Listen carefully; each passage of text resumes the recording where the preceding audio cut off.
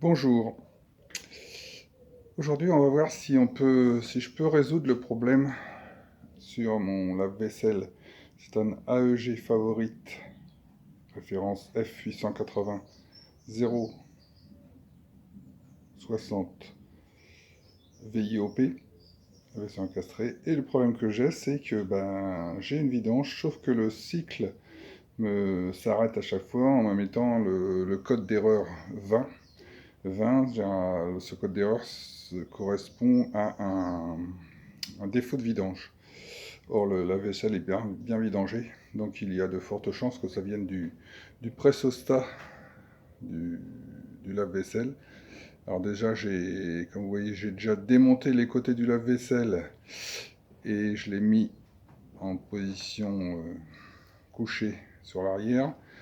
Ceci afin de faciliter le travail et de voir un peu plus tous les éléments. Alors le, le pressostat, il est là. Voilà, c'est le petit truc bleu que vous voyez là, avec une colonne. Il est relié par un tuyau, donc j'ai enlevé aussi la face avant, par un petit tuyau en caoutchouc que l'on voit là et qui vient sur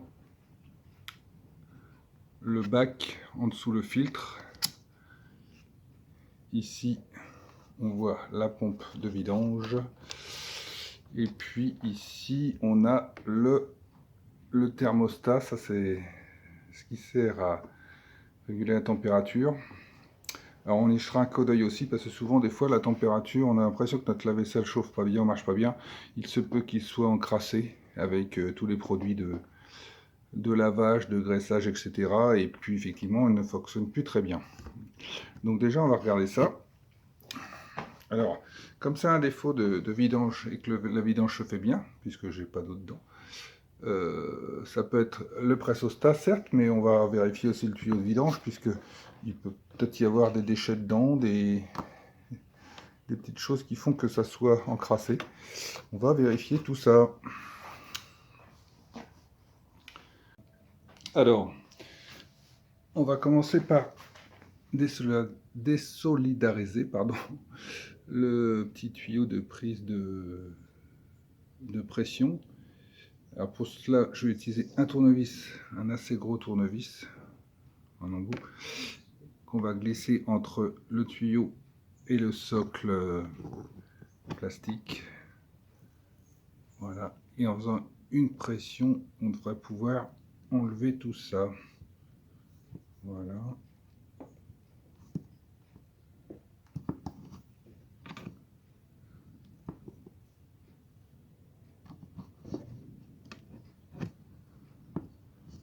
Voilà.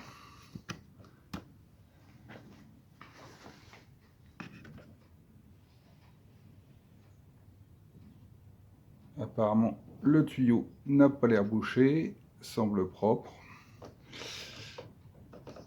Donc on va continuer par aller démonter le pressostat.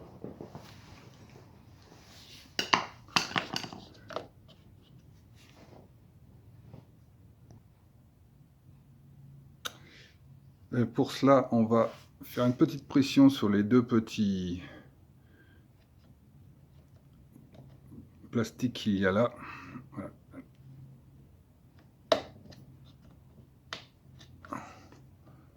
On voit que ça s'enlève assez facilement. Alors on ne tire pas trop dessus parce qu'il y a encore les branchements électriques qu'on va déposer.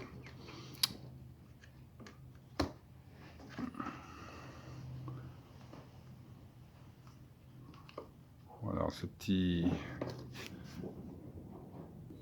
Voilà. Donc là, je vais déposer les fils électriques pour pouvoir débrancher le système. Alors, comme vous voyez, c'est pas très compliqué. Voilà. Et sur le pressostat aussi bleu,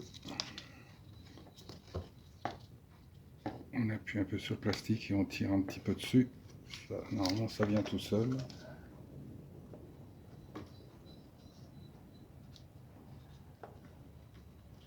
Voilà.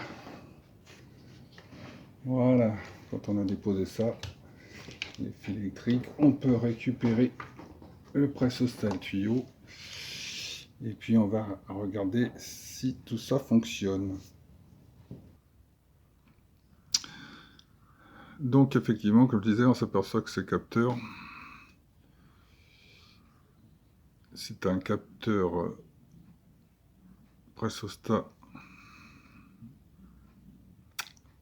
pas analogique, mais c'est un pressostat électronique, ce qui fait qu'on va avoir beaucoup de mal à le réparer. De toute façon, en règle générale, le pressostat, soit ça fonctionne pas. Ce qu'on peut continuer à regarder, c'est que si on démonte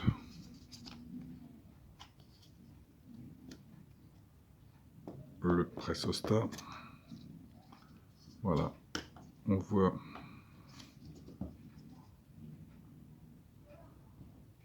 la petite chambre de pression à laquelle vient le tuyau.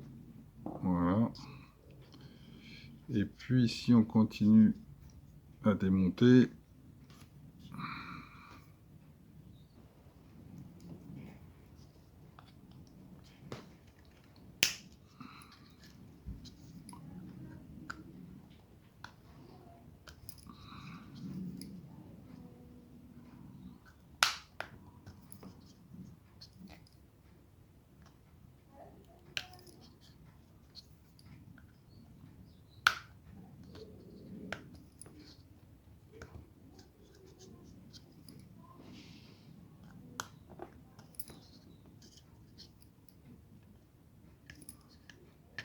voilà, on va pouvoir enlever le pressostat de son capuchon.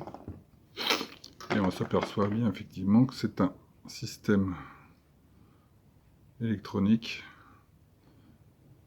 avec dedans on doit avoir un petit noyau métallique avec une bobine, et en fonction de la pression qui vient ici, on doit faire bouger un petit noyau aimanté à l'intérieur.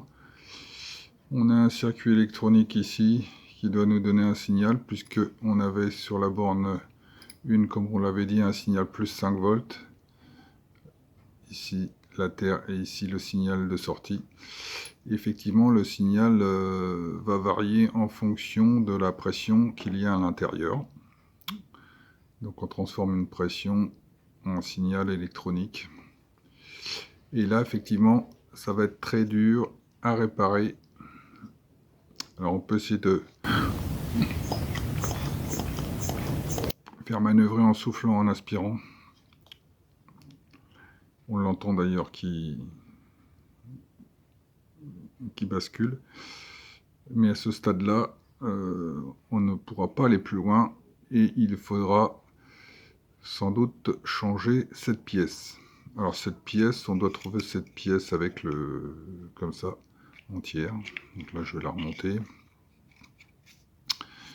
Et on trouvera ça, je pense, sur internet. Il me semble que j'en ai vu dans les 20-25 € à peu près.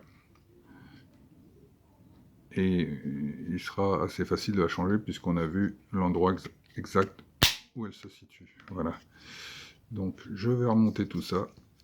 Mon investigation sur ce pressostat va s'arrêter là. Ce que je vais essayer de faire après, eh ben, je vais remonter tout ça en place en attendant d'avoir un nouveau pressostat. Voilà, ça c'est le petit réglage de trou. On va remettre ça dans son logement ici.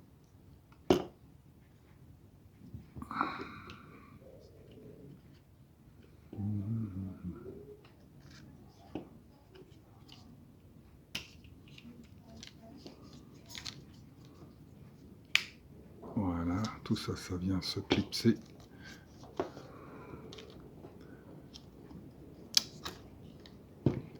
Et puis, on va remonter tout ça.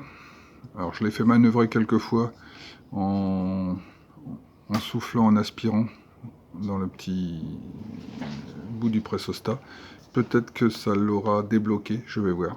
Je referai un essai. Et puis si ça fonctionne pas, il y aura juste qu'à le changer. Donc on a vu que c'était pas si compliqué que ça. Il faut voir le côté et puis changer le pressostat. Voilà, l'investigation aujourd'hui va s'arrêter là, en espérant que au moins ça vous aura fait connaître l'endroit du pressostat, son, son système, et puis on se rend compte que maintenant dans les appareils électroménagers, il y a de plus en plus de